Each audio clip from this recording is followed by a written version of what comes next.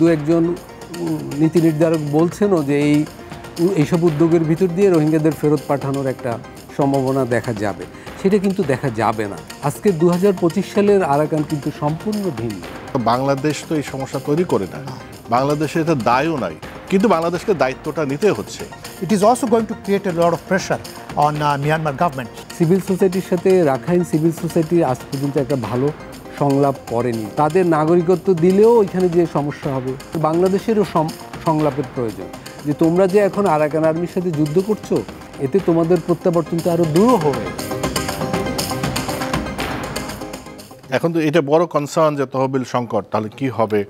যুক্তরাষ্ট্র তহবিল বন্ধ করে দিয়েছে। এটা আমি আলতে পারবো যে আপনার কাছে ওইটাই বলি যে আমাদের এই ধরনের কনফারেন্স বা যে হবে সেটা আসলে প্রত্যাবাসনের যে সম্ভাবনা কতটা বাড়ায় সেটা একটা, একই সাথে যে প্রসঙ্গটা মানে বড় উদ্বেগের বিষয়। এতদিন তো বাংলাদেশে 8 বছর ধরে আছে, ফান্ড দিচ্ছিল, চলছিল। এখন তো ডিসেম্বরের পরে বা নভেম্বরের পরে মানে তাদেরকে কি খাওয়ানো হবে সেটাই তো অনিশ্চিত হয়ে গেল।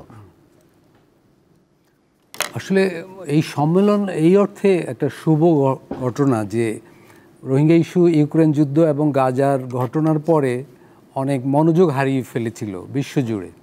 তো এরকম সম্মেলনের ভিতর দিয়ে এটা আবার মনোযোগে আসলো যে বাংলাদেশ এরকম একটা বিপদের মুখে আছে এবং রোহিঙ্গা সম্প্রদায়ও এরকম বিপদের মুখে আছে। এইডের ক্ষেত্রেও কিছু লাভের ব্যাপার আছে, আবার জনমতের ক্ষেত্রেও এগিয়ে থাকবে এই ঘটনার ভিতর দিয়ে। কিন্তু এই সম্মেলনকে ঘিরে যদি রোহিঙ্গাদের ফেরত পাঠানোর প্রত্যাশা করা হয়, আশাবাদ তৈরি করা হয়, সেটা কিন্তু আবার হতাশার ঘটনা ঘটবে। এবং আমি দেখছি সেরকম দু একজন নীতি নির্ধারক বলছেনও যে এইসব উদ্যোগের ভিতর দিয়ে রোহিঙ্গাদের ফেরত পাঠানোর একটা সম্ভাবনা দেখা যাবে। সেটা কিন্তু দেখা যাবে না, এটা আগেই আমাদের বিবেচনায় রাখা উচিত। কারণ কি, রোহিঙ্গারা যে কারণে এসেছে সেই কারণগুলো তো আছেই, বরং ফিরে না যাওয়ার আরও নতুন কিছু কারণও যুক্ত হয়েছে। রোহিঙ্গারা ফেরত এসেছিল, সেখানে ওদের নাগরিক অধিকার নেই, জাতিগত স্বীকৃতি নেই, মূলত এই দুটো ঘটনার কারণে। আবার যখন তারা এসেছিল 2017 সালে, যেই আরাকানে যে অবস্থা ছিল, আজকে 2025 সালের আরাকান কিন্তু সম্পূর্ণ ভিন্ন। ফলে এখানে আরাকান আর্মির উত্থান ঘটেছে এবং তাদের নিয়ন্ত্রণে রয়েছে রোহিঙ্গাদের এলাকাগুলো। ফলে এটা তৃতীয় আরেকটা সমস্যা তৈরি হয়েছে। এই ধরনের সম্মেলনের ভিতর দিয়ে এই 3 সমস্যা কিন্তু উত্তরণ ঘটাবে না। ফলে আপনি যেটা বললেন, এই সম্মেলনের ভিতর দিয়ে রোহিঙ্গাদের ফেরত যাওয়ার সম্ভাবনা তৈরি হচ্ছে কি না, উত্তর হলো তেমন সম্ভাবনা তৈরি হচ্ছে না। আচ্ছা, তাহলে আপনার কাছে আবার আসবো। তাহলে এই সম্মেলনের মাধ্যমে আমরা মূল প্রত্যাশিত যে রোহিঙ্গাদের আসলে তাদের দেশে ফেরত যেতে হবে। এটা তো বাংলাদেশ তো এই সমস্যা তৈরি করে না, বাংলাদেশের এটা দায়ও নাই, কিন্তু বাংলাদেশকে দায়িত্বটা নিতে হচ্ছে। মানে বাংলাদেশের দিক থেকে তো অনেক চেষ্টা করে, বিশেষ করে অন্তর্বর্তী সরকারের যে এই চেষ্টাটা আন্তর্জাতিক সম্প্রদায়, বিশেষ করে আপনি যেটা বলছেন যেটা বাঁচিয়ে রাখা ইস্যুটা, কারণ অনেক বড় বড় ইস্যু তৈরি হয়েছে। তো সেক্ষেত্রে যদি প্রত্যাবাসনের সম্ভাবনা না থাকে, আপনি সেটা মনে করেন কিনা, তাহলে আমরা এখান থেকে কি অর্জন করব?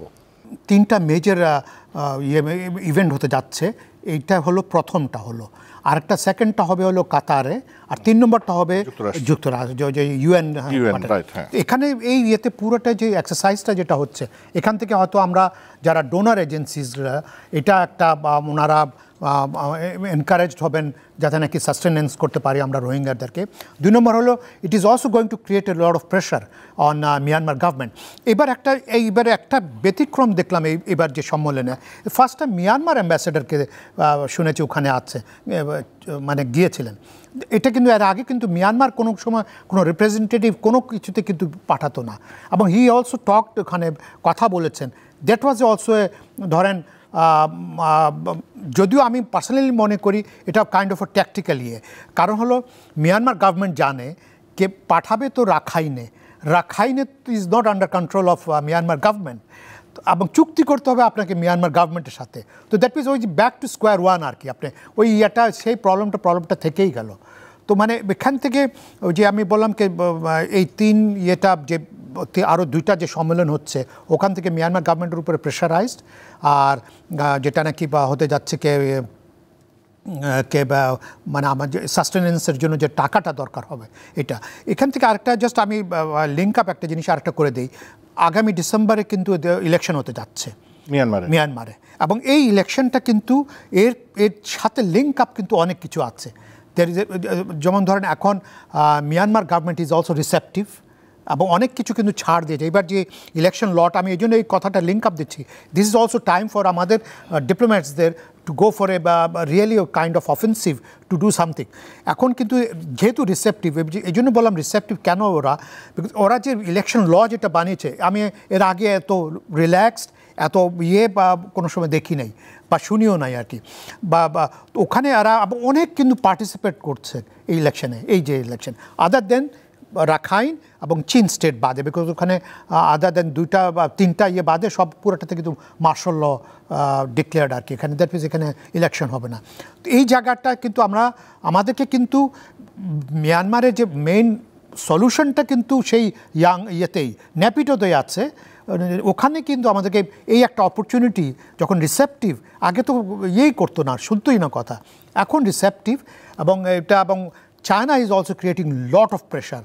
এবং এটা আমি আপনাকে আরেকটা লিঙ্ক দেখে দিই, বিকজ 3 ব্রাদারহুডের নাম তো শুনেছেন, হ্যাঁ। 3 ব্রাদারহুডের মধ্যে কিন্তু Arakan army is one of them, এবং এই 3 ব্রাদারহুডকে কিন্তু সাহায্য করতে হলো ওয়া বলে একটা এথনিক গ্রুপ আছে eastern side, they are the very most powerful. ওরা বলতে গেলেন পুরো চাইনিজ ইন্টারেস্টটাই দেখে।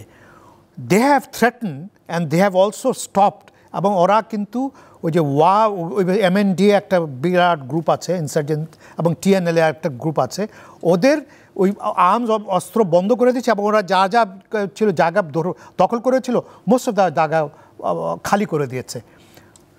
এটা কিন্তু this is a big pressure কিন্তু চায়না অলসো। তো বললাম না, এখন আমাদের এই যে কিছু যে ঘটনা ঘটছে অন দ্য ফিল্ড, এই যে মিয়ানমার ভূখণ্ডে যে হচ্ছে, এটা আমাদেরকে মানে কগনিজেন্স নিয়ে এটা আমাদেরকে উচিত, উই শুড রিনাউড অফেন্সিভে যাওয়া উচিত ডিপ্লোম্যাটিক্যালি আর কি আমি বলছি। রোহিঙ্গাদের সাথে মিয়ানমারের যে ওখানকার যে নাগরিক বা ওখানকার যা আর্মি থেকে আরম্ভ করে বা স্থানীয় নাগরিক, কাদের সাথে সম্পর্ক ভালো না, তারা তো বিতরণ করেছে, নির্যাতন করেছে বা গণহত্যা করেছে।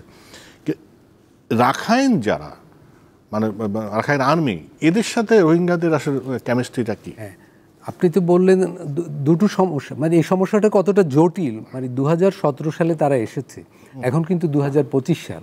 শুধু সময়ের ব্যবধান নয়, ইতিমধ্যে সমস্যাও অনেক জটিল চেহারা নিয়েছে। প্রথমত সমস্যার সমাধান তো এক অর্থে বার্মার সরকারের হাতে, ঠিক আছে। তারা যদি জাতিগত তালিকায় রোহিঙ্গাদের নাম অন্তর্ভুক্ত করে, নাগরিক অধিকার স্বীকার করে নেয়, তাহলে ভালো হয়। কিন্তু জায়গাটা তো আরাকান আর্মির দখলে। এমনকি আমি বলবো আরাকান আর্মিও যদি নিতে রাজি হয়, তারপরও একটা সমস্যা থাকছে। সেটা হলো বুদ্ধিস্ট রাখাইনদের সাথে মুসলিম রোহিঙ্গাদের সম্পর্ক ঐতিহাসিকভাবে খারাপ। সেটা 1940 থেকে শুরু হয়েছে, দাঙ্গা থেকে। 1992 সালে ওইখানে বড় ধরনের অপারেশনে প্রচুর মানুষ বাংলাদেশে এসেছিল। তারপরে সেখানে একটা সশস্ত্র যুদ্ধ করেছে RSO, এবং আরসা পরে করেছে। ফলে এবং সাংস্কৃতিকভাবে রাখাইনের মানুষদের সাথে রোহিঙ্গা মানুষদের সমস্যা আছে।